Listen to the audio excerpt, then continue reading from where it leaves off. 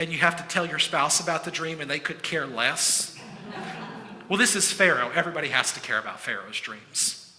So Pharaoh goes to bed the next night and he has another dream. And it's almost in the Bible, word for word, the same dream, except this time instead of cows, it's ears of corn. There's 7 healthy ears of corn.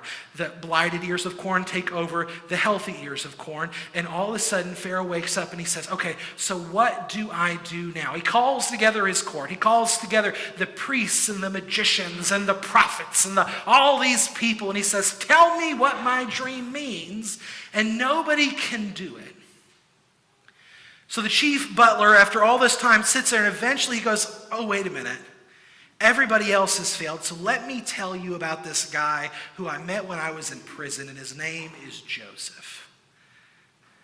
Before Pharaoh, remember, he's been in prison for quite a while. And so Pharaoh said to Joseph, I had a dream and there was no one who can interpret it. I have heard it said of you that when you hear a dream, you can interpret it. So Joseph answered Pharaoh, it is not I, but God will give you a favorable answer.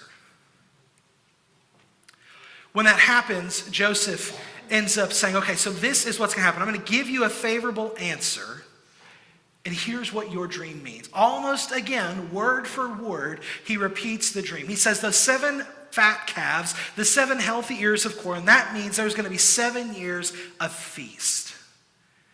But the 7 skinny cows, the 7 blighted ears of corn, that means there's going to be 7 years of famine. They're going to follow the years of feasting. So here's what you're going to do, O king. You're going to take some of that food every year for those 7 good years.